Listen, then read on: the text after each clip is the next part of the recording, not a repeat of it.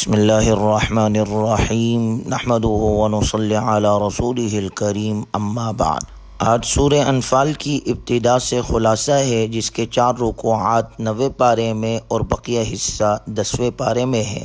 سورہ انفال 76 آیات اور 10 رکوعات پر مشتمل ہے، جس کی ابتدا میں اجمالی طور پر مال غنیمت کا ذکر ہے۔ قل الانفال للہ والرسول، کہ وہ اللہ اور اس کے رسول کے لیے ہے۔ اس کے بعد سورہ انفال کی دوسری آیت میں سچے مؤمنوں کی 5 صفات بیان کی گئی ہے۔ انما المؤمنون الذین اذا ذکر اللہ وجلت قلوبهم وَإِذَا تُلِيَتْ عَلَيْهِمْ آيَاتُهُ زَادَتْهُمْ إِيمَانًا وَعَلَى رَبِّهِمْ يَتَوَكَّلُونَ الَّذِينَ يُقِيمُونَ الصَّلَاةَ وَمِمَّا رَزَقْنَاهُمْ يُنْفِقُونَ۔ مؤمنوں کی پہلی صفت اللہ کی خشیت، خوف خدا۔ دوسری صفت تلاوت قرآن پاک سے ایمان کی زیادتی۔ تیسری صفت رحمان پر توکل۔ چوتھی صفت نماز کی حفاظت، اور 5ویں صفت اللہ کے بندوں کے ساتھ احسان۔ اللہ تعالی ہم میں یہ صفات پیدا فرمائے۔ پھر سورہ انفال جو دوسری مدنی صورتوں کی طرح یہ بھی مدنی صورت ہے، اس میں بھی شرعی احکام کے بیان کو خصوصی اہمیت دی گئی ہے۔ خاص طور پر جہاد فی سبیل اللہ کا موضوع اس میں بہت نمایاں ہے۔ یہ سورت غزوہ بدر کے بعد نازل ہوئی ہے، جو کہ تاریخ اسلام میں ہونے والے غزوات کی بنیاد اور ابتدا تھا۔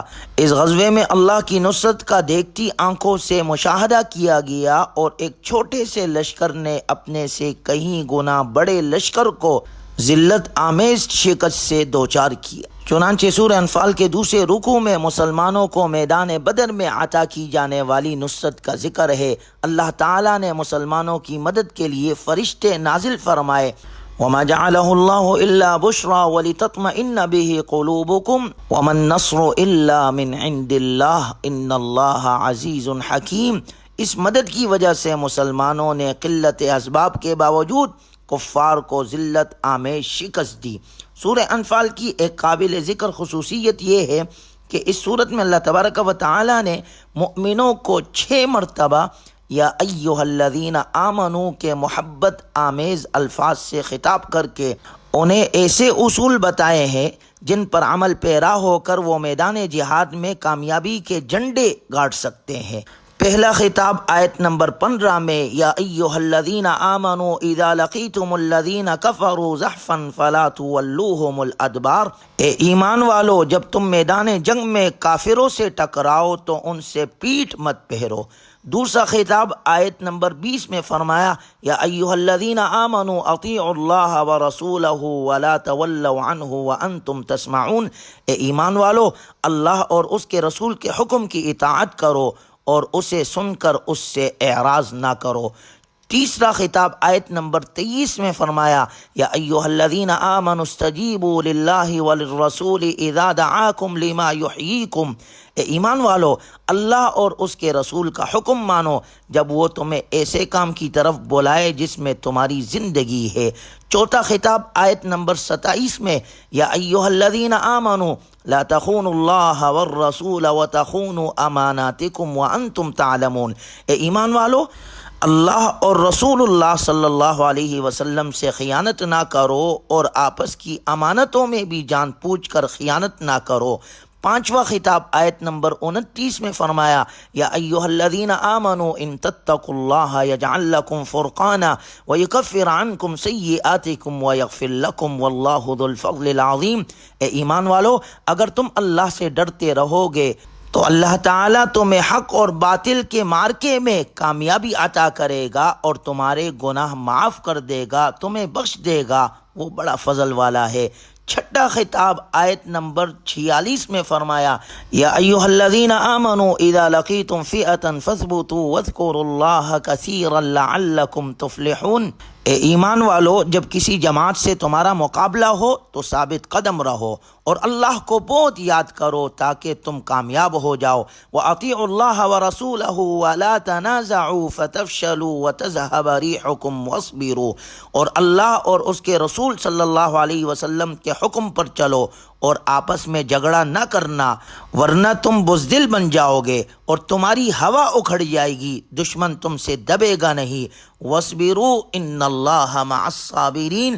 اور صبر سے کام لو کہ اللہ تعالیٰ صبر کرنے والوں کے ساتھ ہے۔ سورہ انفال کی ان آیات مبارکہ میں جن باتوں کا حکم دیا گیا ہے ان پر عمل پیرا ہو کر، اور جن باتوں سے منع کیا گیا ہے ان سے باز آ کر مسلمان یقیناً دنیا کی سب سے مضبوط اور طاقتور ترین قوم بن سکتی ہے، کیونکہ ایسی جماعت اور ایسی قوم کبھی شکست سے دوچار نہیں ہو سکتی جو دشمن کے مقابلے میں ثابت قدم رہے، جو اللہ اور رسول اللہ صلی اللہ علیہ وسلم کے احکامات کی اطاعت کرنے والی ہو، جو ایسی دعوت پر لبیک کہنے والی ہو جس میں دلوں کی زندگی اور عزت و سعادت کا راز پوشیدہ ہو، جو نہ دین میں خیانت کرتی ہو نہ دنیاوی حقوق کی ادائیگی میں خیانت کا ارتکاب کرتی ہو، سب سے بڑھ کر یہ کہ وہ خوف خدا اور تقوی کے صفت سے متصف ہو، اور آخری بات یہ کہ وہ گولہ بارود کی بارش میں بھی اللہ کا ذکر کرتے رہے،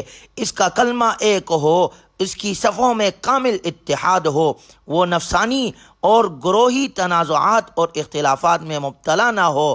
ذرا غور کیجئے، جس جماعت میں یہ صفات پائی جائے وہ کبھی شکست کھا سکتی ہے؟ یقیناً وہ فتح ہی سے ہمکنار ہوگی، اگرچہ اس کا مقابلہ کتنی ہی طاقتور قوم سے کیوں نہ ہو۔ اس کے بعد سورہ انفال کی ابتدا میں مال غنیمت کے بارے میں جو سوال کیا گیا تھا، 10ویں پارے کی پہلی آیت مبارکہ میں اس کا تفصیلاً جواب ذکر کیا گیا۔ وَاعْلَمُوا أَنَّمَا غَنِمْتُم مِّن شَيْءٍ فَأَنَّ لِلَّهِ خُمُسَهُ وَلِلرَّسُولِ وَلِذِي الْقُرْبَى وَالْيَتَامَى وَالْمَسَاكِينِ وَابْنِ السَّبِيلِ کہ مال غنیمت کا 5واں حصہ رسول اللہ صلی اللہ علیہ وسلم اور آپ علیہ الصلاۃ والسلام کے قرابت داروں، یتیموں، مسکینوں اور مسافروں کو دیا جائے گا، جبکہ 4 حصے مجاہدین کے درمیان تقسیم کر دیے جائیں گے۔ اس کے بعد 10ویں پارے کی ابتدا اور سورہ انفال کے 5ویں رکوع میں اللہ تبارک و تعالی نے غزوہ بدر کی تفصیل ذکر کی ہے، جس میں قرآن کریم نے اپنے خاص اسلوب میں اس کی یوں منظر کشی کی ہے کہ گویا سامعین اپنے آنکھوں سے اس غزوے کا حال دیکھ رہے ہو۔ اذ انتم بالعدوۃ الدنیا وہم بالعدوۃ القصویٰ والرکب اسفل منکم، اس وقت کو یاد کرو جب تم قریب کے ناکے پر تھے اور وہ دور کے ناکے پر تھے اور قافلہ تم سے نیچے اتر گیا تھا۔ وَإِذْ يُرِيكُمُوهُمْ إِذِ الْتَقَيْتُمْ فِي أَعْيُنِكُمْ قَلِيلًا وَيُقَلِّلُكُمْ فِي أَعْيُنِهِمْ لِيَقْضِيَ اللَّهُ أَمْرًا كَانَ مَفْعُولًا وَإِلَى اللَّهِ تُرْجَعُ الْأُمُورُ۔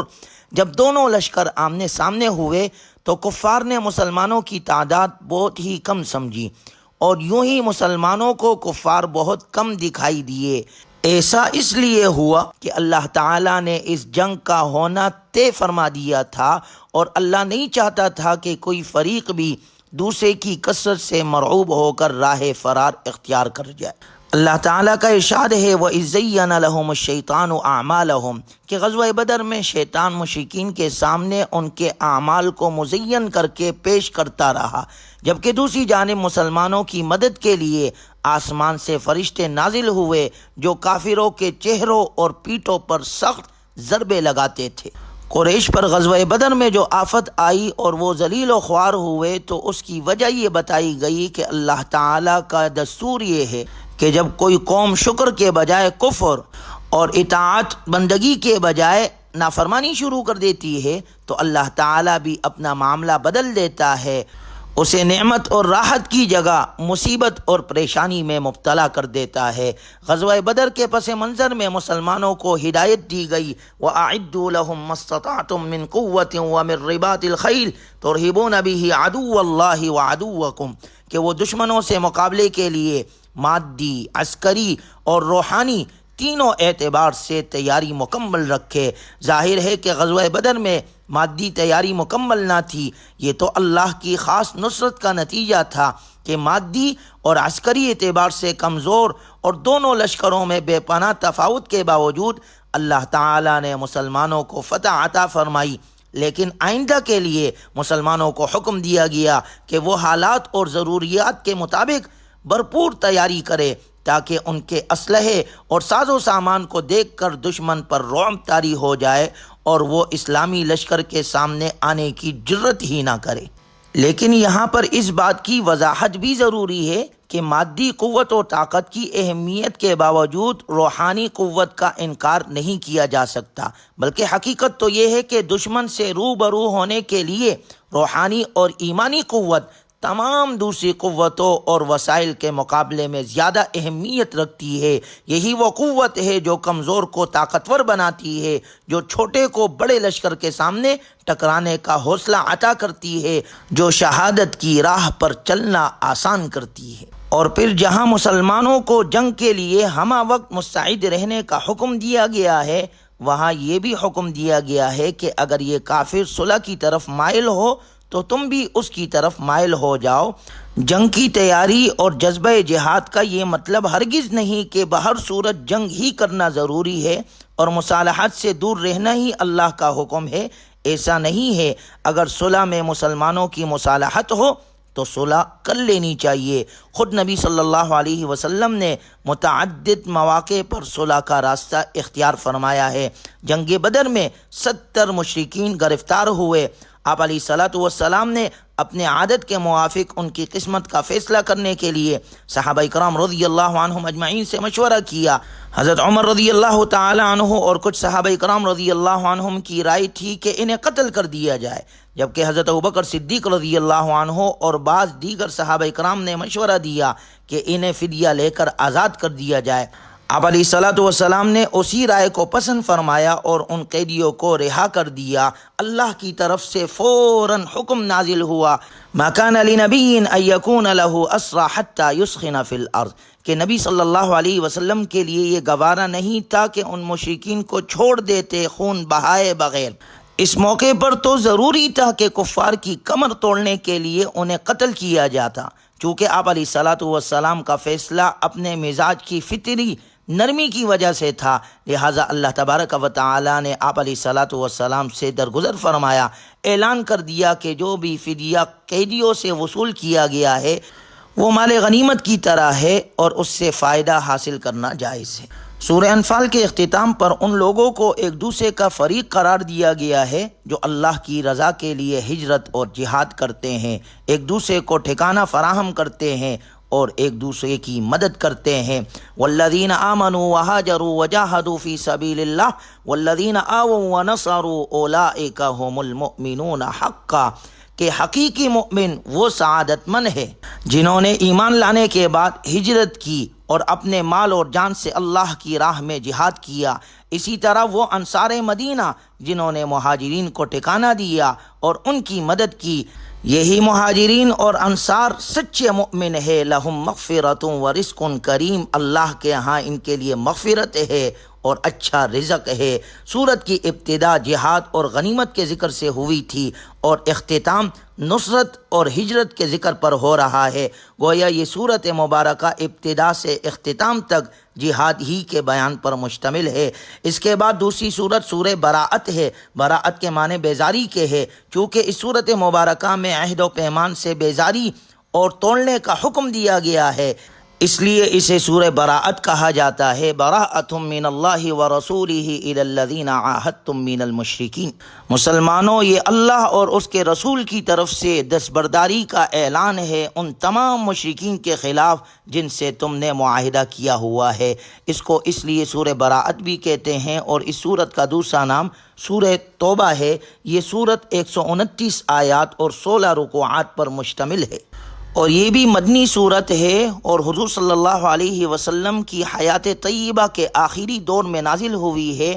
اپنے مضامین کے اعتبار سے یہ پچھلی صورت یعنی سورہ انفال کا تکملہ ہے، غالباً اس لیے عام صورتوں کے برخلاف اس صورت کے شروع میں بسم اللہ الرحمن الرحیم نہ نازل ہوئی اور نہ لکھی گئی۔ اور اس کی تلاوت کا بھی قاعدہ یہ ہے کہ جو شخص پیچھے سے سورہ انفال سے تلاوت کرتا چلا آ رہا ہو اسے یہاں بسم اللہ نہیں پڑھنی چاہیے، البتہ اگر کوئی شخص اسی صورت سے تلاوت شروع کر رہا ہو تو اس کو بسم اللہ پڑھنی چاہیے۔ یہی سلف صالحین کا طریقہ رہا ہے۔ یہ سورت فتح مکہ کے بعد نازل ہوئی تھی۔ عرب کے بہت سے قبائل اس انتظار میں تھے کہ آپ علیہ الصلوۃ والسلام کے ساتھ کفار قریش کی جنگ کا انجام کیا ہوتا ہے۔